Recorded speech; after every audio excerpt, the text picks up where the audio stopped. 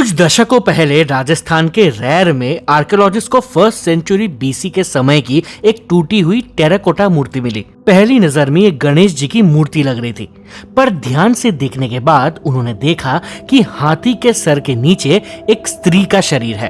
क्योंकि मूर्ति के हाथ और बाकी शरीर क्षतिग्रस्त थे, उन्हें ज्यादा कुछ पता नहीं चला। देवी विनायकी की मिली हुई ये सबसे पहली मूर्ति थी। आगे चल के इस देवी की बाकी मूर्तियां 10th सेंचुरी एडी के बाद के समय की मिलती हैं। इनमें से सबसे प्रसिद्ध है मध्य प्रदेश के भेड़ाघाट के 64 योगिनी मंदिर में 41वीं योगिनी की मूर्ति। इन देवी को श्री आयंगनी कहा गया है। मूर्ति में देवी के दाएं पैर के नीचे मौजूद है खुद हमारे गणपति बप्पा। एक दूसरी प्रसिद्ध मूर्ति हीरापुर ओडिशा के 64 योगिनी मंदिर से भी मिलती है। मूर्ति में देवी विनायकी नृत्य में लीन है। सबसे सही हालत में मूर्ति मौजूद है कन्याकुमारी के थनमलायन मंदिर के भग्नावशेषों में।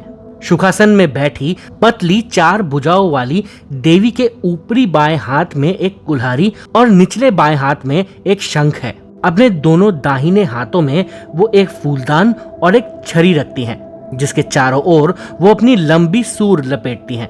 ये हाथी के सिर वाली माता देवी विनायकी या गणेशनी है, जिनकी उत्पत्ति को हिंदू पौराणिक कथाओं के अधिकांश लेखों में नजरअंदाज कर दिया गया है। इन देवी के बारे में इतनी कम जानकारी है कि अधिकांश लोग इन्हें सिर्फ गणेश जी की शक्ति के रूप में ही जानते हैं। मातृका सीरीज के इस वीडियो में प्रस्तुत है देवी विनायकी की रहस्य कथा। बाकी ज्यादातर देवी देवताओं की तरह ही सनातन धर्म में हमें देवी विनायकी के अलग अलग परिचय मिलते हैं। देवी विनायकी के बारे में सबसे पहला जिक्र हम अग्नि पुराण में देखते हैं, जहां उन्हें 64 योगिनियों में से एक बताया गया है। मत्स्य पुराण में बाकी मातृकाओं के साथ उनकी भी उत्पत्ति शिव जी से होती है, अंधकासुर राक्षस से लड़ने के लिए। यहाँ विनायकी शिव जी से प्रकट होती है, उनका गणेश जी से कोई संबंध नहीं होता। देवी पुराण में शुंभ निशुंभ को मारने के लिए देवी दुर्गा की मदद के लिए 9 मातृकाओं में से एक गणनायकी यानी विनायकी है, जो कि विनायक यानी गणेश जी की शक्ति है और उन्हीं से प्रकट होती है। गौर करने वाली बात यह है कि जहां नॉर्मली मातृकाओं को 8 या 7 बताया जाता है, देवी पुराण में ये संख्या 9 है। एक अन्य कथा में देवी पार्वती के शरीर से ये सारी मातृकाएं प्रकट होती हैं। तो विनायकी पार्वती का भी एक रूप है।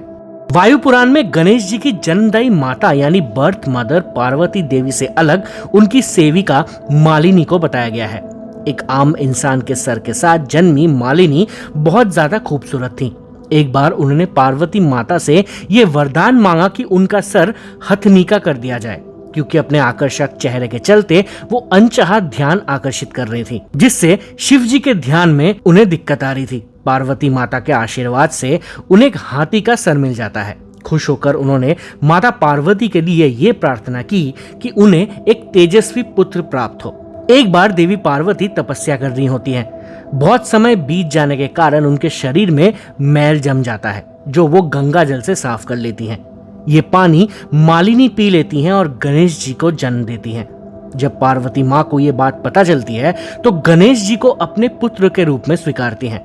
इस बहुत ही कम प्रचलित कथा में शिव जी के गणेश जी के सर को काटने की जो कथा है, उसे गजमुखी देवी मालिनी से जन्मे हुए गणेश जी के बाद से बदला गया है। गोरख संहिता में विनायकी को हाथी के चेहरे वाली, बड़े पेट वाली, 3 आंखें और 4 भुजाओं वाली, परशु और मोदक की थाली पकड़े हुए एक देवी के रूप में बताया गया है। सनातन लिटरेचर शिल्प रत्न में गणेश जी के एक महिला रूप का वर्णन किया गया है, जिसे शक्ति गणपति कहा जाता है। आर्य मंजुश्री मूलकल्पा नाम के बौद्ध ग्रंथ में देवी को विनायक की सिद्धि कहा गया है। उन्हें गणेश जी की कई खूबियां विरासत में मिली हैं। गणेश की तरह ही वो बाधाओं को दूर करने वाली हैं और उनका केवल एक दांत वाला हाथी का सिर है। बौद्ध मान्यताओं में उन्हें गणपति हृदय के नाम से भी जाना जाता है। उन्हें भगवान शिव के एक रूप ईशान की पुत्री भी कहा जाता है। देवी विनायकी गणेश जी की तरह ही विघ्नहर्ता हैं और भक्तों के जीवन से बाधाएं हटाती हैं। जैसे कि आपने देखा, अलग अलग पुराण और ग्रंथ विनायकी देवी को गणेश जी से जोड़ती भी हैं और उनकी एक अलग पहचान भी बताती हैं।